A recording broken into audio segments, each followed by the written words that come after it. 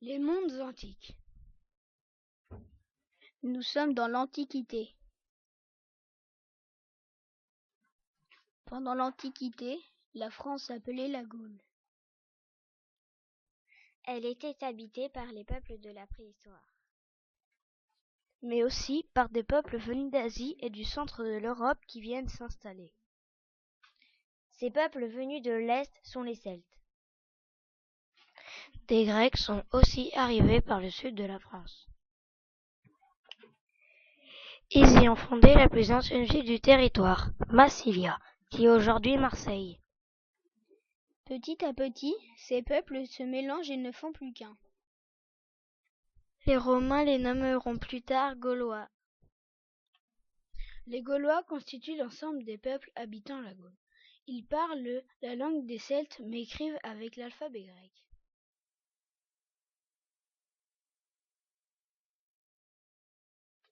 Les Gaulois formaient un peuple, mais étaient divisés en tribus rivales et se faisaient souvent la guerre. Les maisons des Gaulois, appelées huttes, étaient souvent faites de bois, de chaume et de torchis.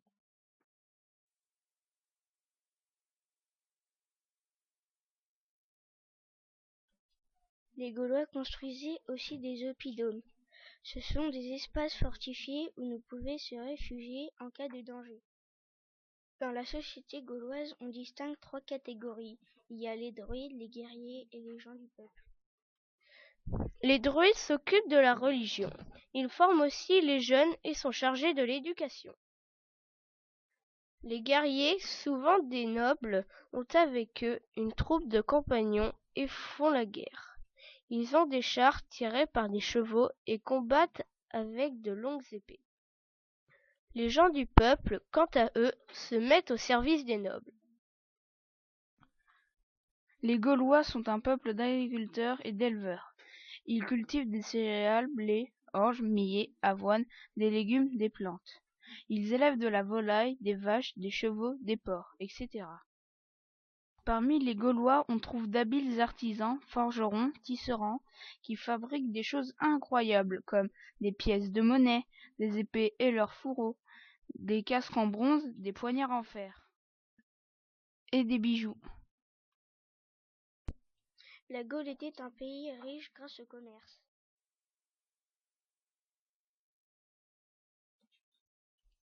Les Gaulois sont polythéistes, ça veut dire qu'ils croient en plusieurs dieux. Par exemple, il y avait Toutatis, dieu du ciel, Taranis, dieu des flammes, du tonnerre et de la guerre, ou encore Epona, déesse des cavaliers.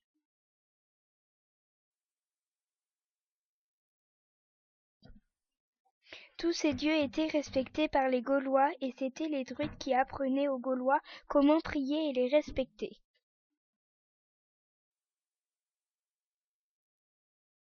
Les Romains ont des règles de vie pour manger et s'habiller.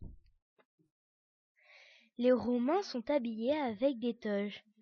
Ce sont de grands tissus qu'ils entourent sur leur corps. Ils ont des villes organisées avec des forums, des théâtres, des amphithéâtres, des thermes, des temples et des aqueducs. Les Romains les plus riches vivaient dans des villas. Jules César est un général romain qui souhaite étendre son territoire. Il veut agrandir l'Empire romain. Il espère ainsi devenir un personnage important à Rome. Du côté des Gaulois, il y a Vercingétorix. C'était le chef de la tribu Arverne. C'était l'un des chefs les plus puissants de la Gaule. Lorsque Jules César voulut envahir la Gaule, Vercingétorix convoqua les chefs de tribus gauloises pour leur demander de prendre les armes contre les Romains. Les Romains cherchaient à étendre leur territoire autour de la Méditerranée et convoitaient la Gaule pour ses richesses. En 58 avant Jésus-Christ, Jules César a décidé de conquérir la Gaule. Les Gaulois ont d'abord remporté la victoire à Gergovie, mais ont ensuite été vaincus à Alésia en -52 par les troupes romaines de Jules César qui ont encerclé l'Oppidum. Les Gaulois ne pouvaient plus s'approvisionner et ont été obligés de se rendre. Vercingétorix a alors déposé ses armes devant Jules César. Une période de paix a ensuite suivi la conquête de la Gaule.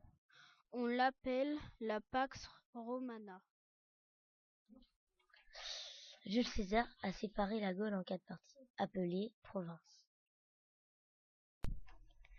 Lyon est devenue la capitale de la Gaule et les Gaulois sont devenus des Gallo-Romains. Les Romains ont construit des routes, des ponts et des ports pour faciliter la circulation de l'armée romaine, mais aussi pour contrôler le pays et favoriser le commerce. Certains Gaulois se sont mis à porter des toges et parler latin. Progressivement, les Romains ont accordé la citoyenneté romaine aux Gallo-Romains.